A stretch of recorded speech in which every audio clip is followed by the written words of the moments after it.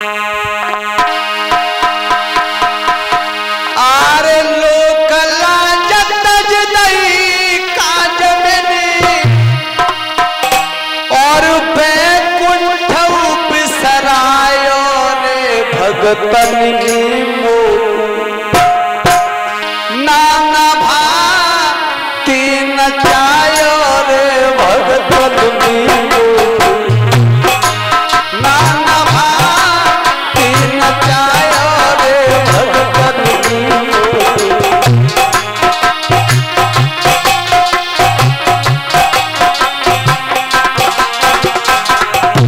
देख लाला, मोहिनी रूप रखा तो मैंने भक्तों की खातिर, नरसिंह का रूप रखा तो मैंने अपने भक्तों की खातिर, कच्छप रूप रखा तो मैंने अपने भक्तों की खातिर, बराह रूप रखा तो मैंने अपने भक्तों की खातिर। और तू ये कहता है कि मैंने देरी कर दी?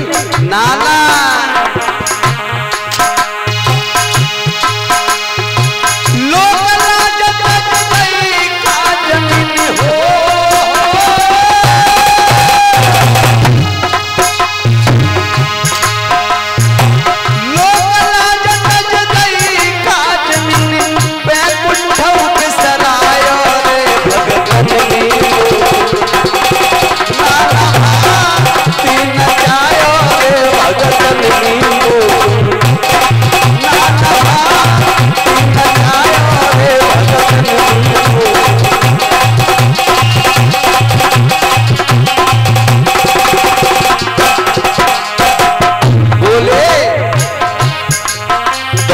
करी है तपस्या, ध्रुव ने ताज दी राना में माया पहचाने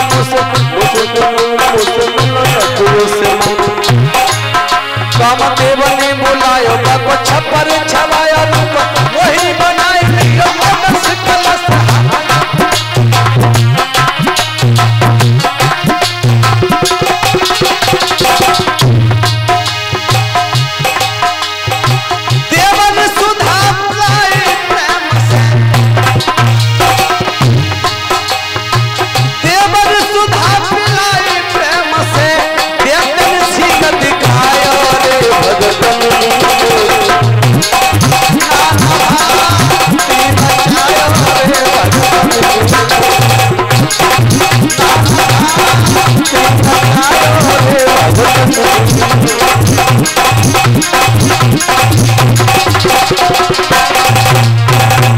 आज मेरे को आज भगवान ने ध्रुव को दर्शन दिए हैं, जवाब दिया है बेटा मैं तेरी तपस्या पर बड़ा प्रसन्न हूँ, आज मुझसे कुछ मांग ले। तो ध्रुव बोले पिताजी कुछ नहीं चाहिए, केवल आपके दर्शन की आशा थी।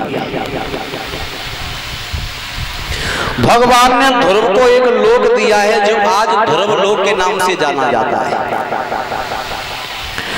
इंद्र से कहा इंद्र तुम इधर आओ, ऐरावत हाथी को लेके इधर आओ और मेरे बेटा ध्रुव को अयोध्या तक छोड़ दो। ऐरावत हाथी पर ध्रुव बैठ के अयोध्या के लिए आगे बढ़े हैं। तो क्या देखा है ध्रुव ने आगे कि उनके गांव के बड़े बूढ़े बुजुर्ग पैदल चल रहे थे और ध्रुव हाथी के ऊपर चल रहे थे।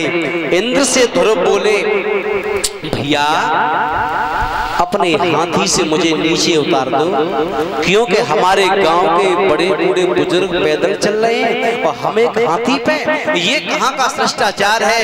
हम पैदल चल सकते, हमारे बुजुर्ग हाथी पे बैठा कर। इसे कहते हैं क्या?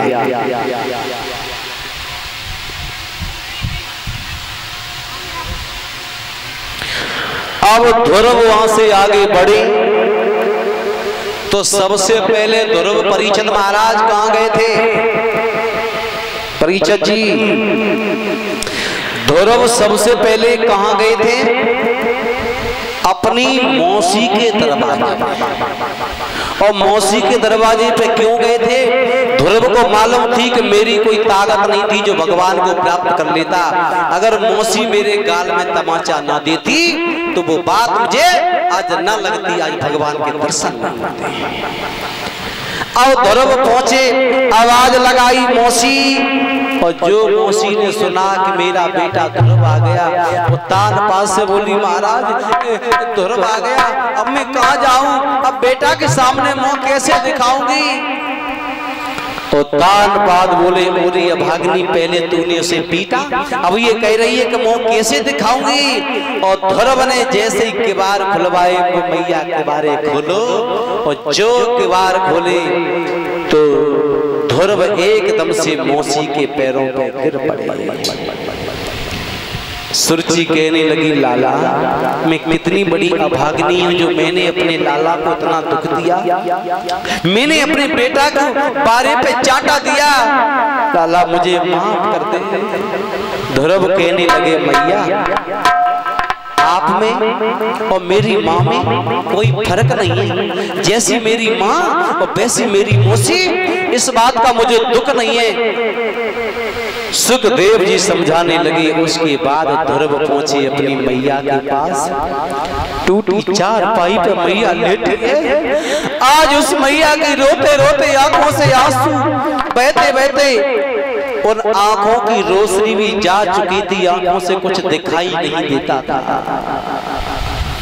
जिस दिन से ध्रुव गए थे केवल मैया एक ही बात कहती है, लाला बेटा ध्रुव तू कब आएगा, लाला अगर तू नहीं आएगा तो अब तेरी मैया जल्दी मर जाएगी। माताओं बहनों, ध्रुव जैसे पहुंचे और जाकर के मैया को आवाज लगाई, मैया माँ देखो तुम्हारा लाला आ गया। तो मैया कहने लगी लाला मुझे तू दिखाई तो दे ही नहीं रहा है, खड़ा कहाँ है।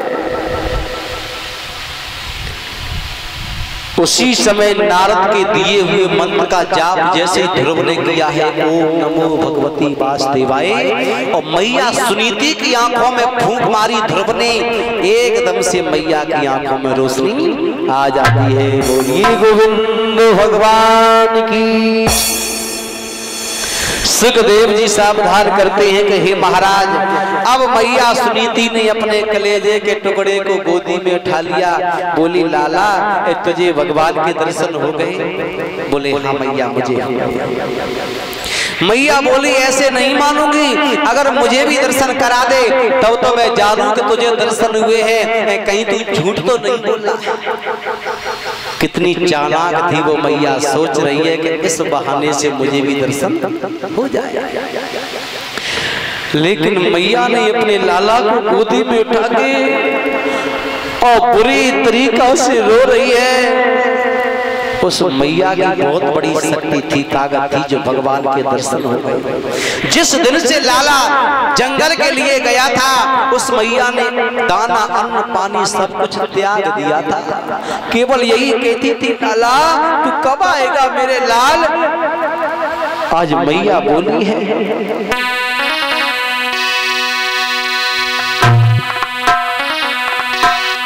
अरे लेकिन ध्रुव को आज के मैया आसुने से अब रोई।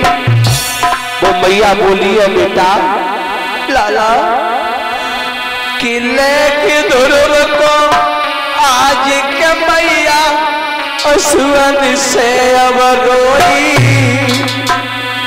और बतलाए दे मेरे लला प्रभु के दर्शन गए कोई। बतलाए दे मेरे लाल प्रभु के दर्शन कोई।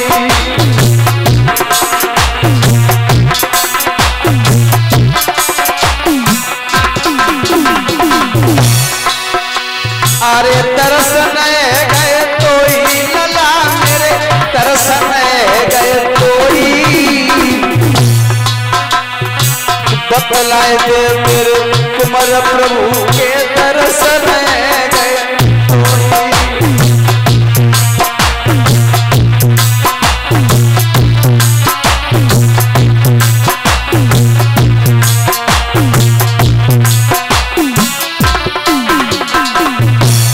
उसी समय ध्रुव ने क्या किया, उसी मंत्र का जाप किया है, नारद के दिए हुए मंत्र को।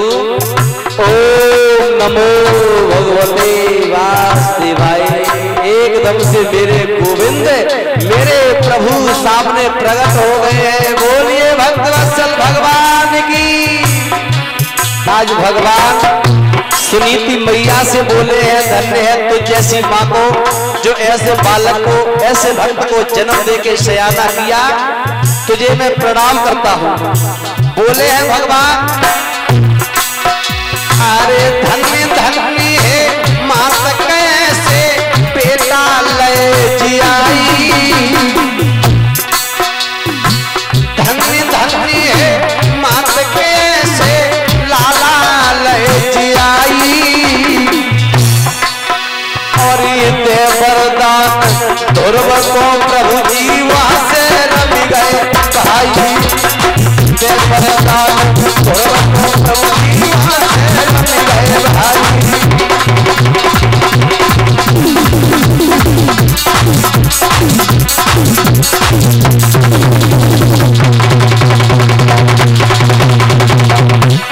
बहुत सुंदर अरे वहां से रम गए भाई, मेरे वहां से रम गए भाई।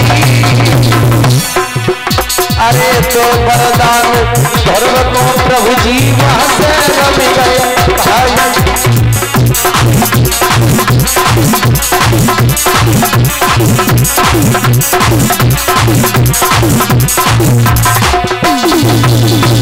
आज मेरे प्रभु ने ध्रुव की मैया को दर्शन दिए हैं और जवाब दिया है, धन्य है तुझ जैसी माँ को, धन्य है तुझ जैसी गृहिणी को, तुझे मैं सलाम करता हूँ, बारंबार प्रणाम करता हूँ जो तूने ऐसे भक्त को देके अपने कुल को प्रकाशमयी बना दिया है। मैं तुझे ये वरदान देता हूँ सुनीति माँ कि तेरे बेटे का नाम जब तक सूरज चांद रहेगा तब तक तेरे बेटे का नाम सदा इसी तरीका से लेता रहेगा। सुखदेव जी सावधान करते हैं कि हे अभिमन्यु लाल परीक्षित, अब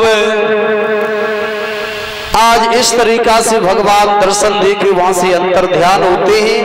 और देखो ध्रुव की भी एक शादी नहीं हुई थी, ध्रुव की भी दो शादी हुई थी, जैसे उत्तानपाद की दो शादी हुई थी।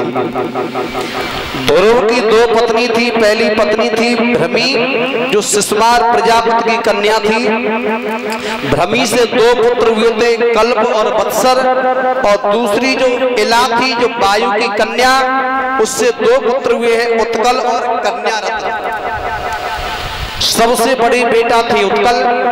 ध्रुव ने उत्कल को अयोध्या का राज्य दिया है, राजा बनाया है, और दोनों माताओं के सहित पिता के सहित ये जंगल के लिए प्रस्थान करते हैं और जंगल में जाकर के तपस्या करते हैं। कुछ दिन के बाद इनके लिए विमान आया है और विमान में बैठ करके ये स्वर्ग धाम के लिए प्रस्थान करते हैं। बोलिए बांके बिहारी लाल की। आज इस तरीका से परीक्षित जी 5 वर्ष